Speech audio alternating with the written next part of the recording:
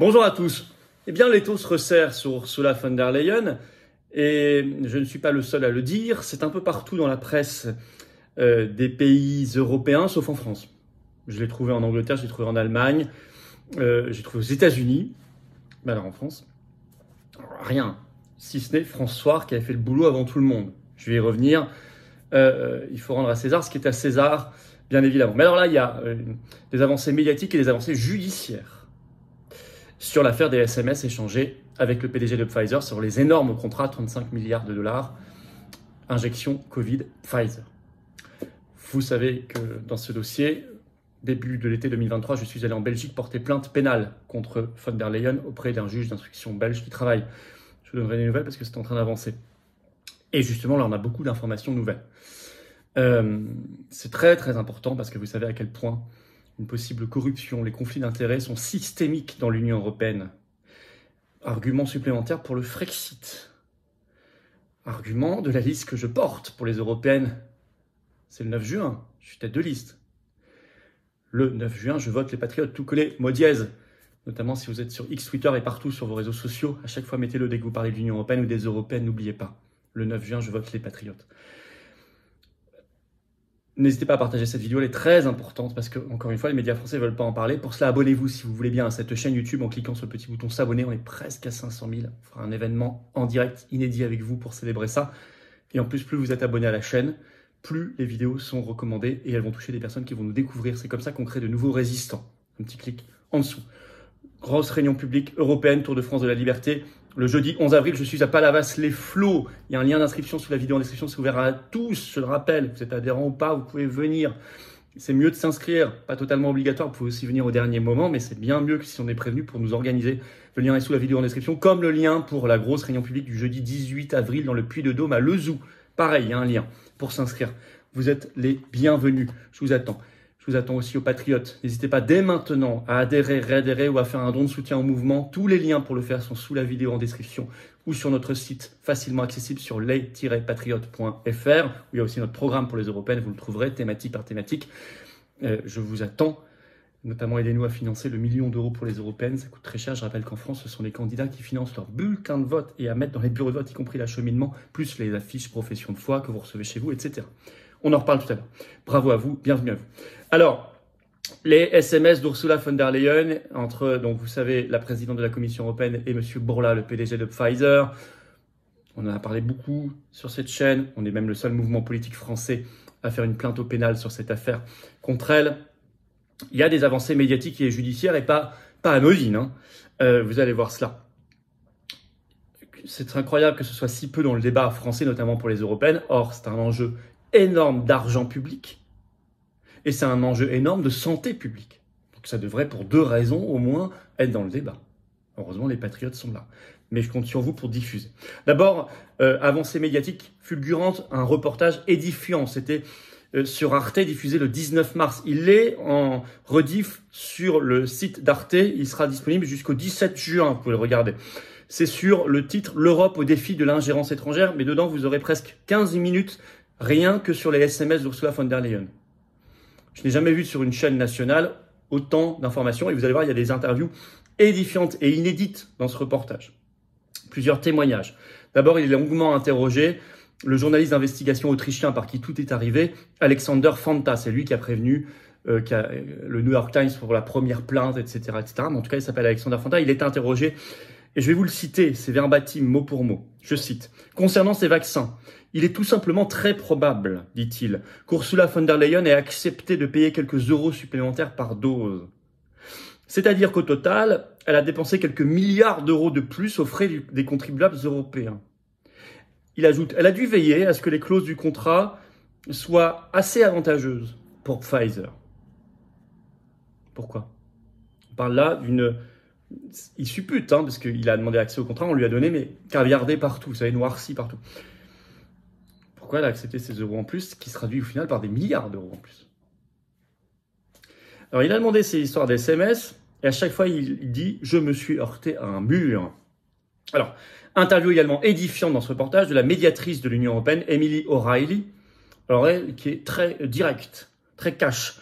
Alors, je la cite. En fait, la Commission européenne, parce qu'elle a demandé les SMS et tout, plusieurs fois, elle a fait des rapports édifiants d'ailleurs, et elle dit ici dans ce reportage, en fait, la Commission européenne a complètement ignoré nos demandes. On ne nous avait jamais refusé de documents pour les besoins d'une enquête. C'est la première fois. Ils n'ont même pas, dit-elle, voulu admettre l'existence de ces documents. Et elle ajoute, dans une administration, elle parle de la Commission européenne, et une institution, l'Union européenne, qui se gargarise de l'état de droit, en particulier pour les autres, ces personnes devraient agir correctement de leur propre chef, car c'est leur obligation morale et juridique. Or, ce n'est pas le cas. Je crois qu'elle est claire, et c'est amusant en même temps le petit tacle contre l'Union européenne elle-même, institution qui se gargarise de l'état de droit, en tout cas pour les autres. Et ça vient de la médiatrice de l'Union européenne, donc il y a de l'eau dans le gaz quand même, c'est intéressant. Peut-être qu'à l'intérieur, elle a vu la réalité de ce machin et de cet enfer. Le journaliste a précisé d'ailleurs, Ursula von der Leyen refuse toute interview. Et là, le journaliste autrichien d'investigation Fanta ajoute, Ursula von der Leyen a un long passé de dissimulation de documents importants, de preuves. Quand elle était ministre allemande de la Défense, elle a proposé plusieurs gros contrats d'armement avec des sociétés de conseil et elle communiquait par SMS. Déjà le même problème à l'époque, dit-il. Il y a même une commission d'enquête parlementaire allemande qui lui a demandé expressément de donner ces SMS et il a été procédé dans son ministère à un effacement de sécurité. Incroyable. Qui est cette dame ? Alors, le parquet européen, la directrice du parquet européen est également interviewée dans ce reportage d'Arte et elle déclare sur les injections Covid, les contrats. Nous avons reçu de nombreuses plaintes de nombreux citoyens des différents États membres. Nous avons ouvert une enquête sur laquelle nous travaillons. Alors justement, l'enquête judiciaire. Politico, c'est un gros dossier ce 1er avril. Et ça n'est pas un poisson. Là, pour le coup, c'est très sérieux. Politico, le 1er avril, le titre, le Pfizer Gate, donc c'est l'histoire des SMS, revient hanter von der Leyen. Parlons de scoop. Bon, il y a quelques informations nouvelles, mais il y a aussi des informations qu'ils reprennent sans citer à François. Et en précisant, les procureurs européens prennent en charge l'enquête belge sur le Pfizer Gate. Je vais vous citer un premier extrait de Politico, que vous compreniez bien. Les principaux procureurs européens enquêtent sur des allégations d'actes répréhensibles criminels dans le cadre de négociations sur les vaccins entre la présidente de la Commission européenne Ursula von der Leyen et le PDG de Pfizer, selon un porte-parole du bureau du procureur de Liège. C'est là où je suis allé porter plainte.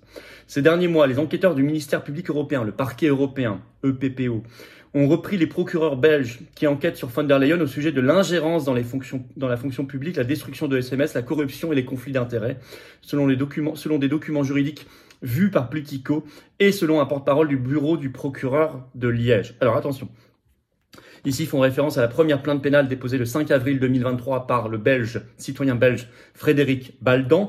Et moi je me suis, quelques semaines plus tard, joint comme premier français et seul mouvement politique, les patriotes français, à cette plainte pénale en allant moi-même la déposer. Et confirmation, Politico parle d'un scoop, non c'est une confirmation parce que François l'avait sorti le 18 mars déjà, que cette plainte a ensuite été rejointe par les gouvernements hongrois et polonais. Donc il y a 2 États membres sur le même sujet au pénal criminel qui ont porté plainte contre Ursula von der Leyen. Alors en Pologne, c'est pas clair, on nous dit depuis que c'est le gouvernement européiste de Donald Tusk qui est revenu en décembre, la Pologne serait peut-être en train de retirer sa plainte. C'est pas hyper confirmé. Il y a peut-être aussi sûrement 2 autres États, en fait, qui sont pas mentionnés ici. On parle souvent de la Roumanie et de la Slovaquie, me semble-t-il. Oui, c'est ça, qui serait également potentiellement dans la plainte. Bon, écoutez. Oui, je regarde si j'ai toutes les informations pour vous dire les choses très précises. Mais là, il n'y a pas de certitude là-dessus. Donc moi, je vous donnerai, en tout cas, c'est ce qu'on dit pour l'instant, mais en tout cas, ce qui est certain, c'est la Pologne et la Hongrie. Dès que j'aurai des certitudes pour les autres, je vous les donnerai, bien évidemment. Alors, ça a été repris, notamment au Royaume-Uni, le Daily Express 1er avril, le titre « Catastrophe pour von der Leyen ». En Allemagne, le Berliner Zeitung. L'étau se resserre sur Ursula von der Leyen. Les enquêteurs criminels enquêtent sur la Corp Pfizer. Alors, la question c'est, certains se sont posés, est-ce que le parquet européen remplace le procureur belge et là il pourrait y avoir entourloupe, ce serait pour étouffer l'affaire? Non, il s'ajoute, je peux le confirmer, il s'ajoute. Il n'y a pas de retrait du procureur belge. Donc c'est intéressant parce que ça donne des moyens d'enquête supplémentaires. Je vais vous lire un extrait de Politico. La nouvelle que ce parquet européen enquête maintenant aussi sur l'affaire risque de mettre un examen plus approfondi sur le rôle de la présidente de la Commission dans l'accord sur ce méga accord sur les vaccins. Le parquet européen mène des enquêtes pan-européennes sur les crimes financiers et en théorie pourrait saisir les téléphones et autres documents pertinents auprès des bureaux de la Commission européenne ou dans d'autres pays européens tels que l'Allemagne natale de von der Leyen. Ce développement intervient à un moment délicat pour la présidente de la Commission alors qu'elle navigue dans une transition et vers un possible deuxième mandat à la tête du Berlaymont, c'est-à-dire le bâtiment de la Commission européenne à Bruxelles. Parce que vous savez qu'elle est candidate à sa succession. Alors, je l'ai dit, ça a été repris dans la presse britannique, allemande, pas en France, mais en fait c'était précurseur en France par France Soir. Des États membres sont donc présents maintenant dans les plaintes. Je lis un dernier extrait de Politico. L'ajout de gouvernements européens à sa plainte ajoute du poids à ce qui autrefois aurait pu être considéré comme une croisade personnelle. On était quelques citoyens, on pourrait dire c'est une croisade personnelle contre elle. Non, maintenant il y a des États entiers. On dit 2, et en fait c'est peut-être sûrement 4. Bravo à François qui avait fait ces révélations, je l'ai dit, dès le 18 mars, en précisant que plusieurs États membres portaient plainte contre von der Leyen pour corruption dans le cadre du SMS Gate, c'était le titre, et précisant que jamais des États membres n'avaient porté plainte au pénal contre un président de Commission européenne en fonction. Donc c'est une première. Et un petit scoop que donnait François, et on va regarder ça de très près, le 2 mai sortira le livre Ursula Gate, écrit justement par Frédéric Baldan, le premier qui a porté plainte au pénal sur les SMS, le belge. Ça va être passionnant, à suivre, on en parlera bien évidemment, ça sort le 2 mai. Bon, voilà, vous avez vu en quelques jours là, des avancées médiatiques et juridiques, surtout phénoménales. On en est là, on ne lâchera rien, nous sommes engagés dans la plainte au pénal. S'il y a du nouveau, on parle de possible nouveau bientôt, concernant ce qui se passe en Belgique avec la justice, je vous tiendrai informé en temps réel, mais quand je dis bientôt, c'est peut-être très bientôt. Mais en tout cas, je vous tiendrai informé. Alors après, on pourrait se dire, le problème, c'est Ursula von der Leyen. Il y a un problème probablement avec cette femme en elle-même, mais attention, certaines listes européennes disent, il suffit de remplacer Ursula von der Leyen par quelqu'un d'autre et c'est bon. Non, ça, j'ai entendu là-dessus, le RN, Reconquête, LR aussi qui dit ça. Tout ça, c'est bidon. C'est le système de l'Union européenne en lui-même, par définition. Il n'y a pas de contre-pouvoir, il n'y a pas de contrôle, il n'y a pas d'élection. Enfin, c'est une catastrophe. Il n'y a pas de peuple qui est corrompu, qui est soumis au conflit d'intérêts. On l'a vu tout le long du Covid et tant d'autres affaires. Et c'est celui qu'il faut. Et pour lutter contre cela, assécher ce marécage de corruption, il faut quitter l'Union européenne. Il faut le Frexit. C'est ce que je propose. Mot dièse, le 9 juin, je vote les patriotes tout collé. Si vous êtes sur les réseaux sociaux, pensez à le mettre. Très important, évidemment. Très très important. Enfin, c'est la vraie analyse de sortir de ce système. Ce qui ne veut pas dire que tout sera réglé, parce qu'il y a de la corruption aussi au niveau national, mais ça veut dire qu'on aura quand même réglé un gros problème et qu'ensuite il faut y travailler très sérieusement. Voilà, n'hésitez pas à partager cette vidéo, puisque encore une fois, la presse française, à part François, il n'y a rien. N'hésitez pas à la relayer pour ça, à vous abonner à cette chaîne YouTube en cliquant sur s'abonner en dessous. Un petit clic, c'est fait, c'est gratuit. Le 11 avril, vous savez, je suis à Palas-les-Flots, il y a un lien d'inscription sous la vidéo en description. Je vous attends aux patriotes. Vous voulez justement le Frexit, vous voulez la lutte contre les conflits d'intérêts, la corruption, vous voulez nos belles valeurs de souveraineté, de dignité, de liberté, de paix, alors vous êtes à la bonne adresse. Largement le plus grand mouvement souverainiste et de défense des libertés de France que j'ai l'honneur de présider, qui s'appelle les Patriotes. On est présent, je suis tête de liste aux européennes, liste des souverainistes et résistants, Frexit, liberté, paix. Je vous attends aux Patriotes. Adhérez, réadhérez dès maintenant. Si votre adhésion n'est plus à jour, adhérez si vous êtes un nouveau et bienvenue dans une grande famille. Faites un don de soutien au mouvement si vous voulez nous aider à faire plus d'actions au quotidien et à financer les européennes. Plus d'1 million d'euros de budget, mais on fait aussi, nous, des actions au quotidien, pas que les élections. Alors, venez aider dès maintenant. Tout ça, c'est défiscalisé aux 2 tiers de vos impôts en plus. Profitez-en plutôt que de donner l'argent au fisc. au fisc de Macron qui en fera n'importe quoi, la guerre en Ukraine, les salaires d'Ursula justement, tout ce que vous voyez et tout ce qui est inadmissible. Non, là, ce sera utile parce qu'on n'a pas les millions, les banques, les réseaux, les copains, les médias, les milliards, les oligarques du système maintenant. On a des convictions profondes et on est anti-oligarchique.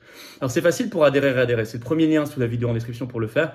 Ce lien est également commenté épinglé. Une petite fiche maintenant sur l'écran et dans quelques secondes, un lien sur l'écran. Faire un don de soutien au mouvement, c'est également très facile. C'est le deuxième lien sous la vidéo en description.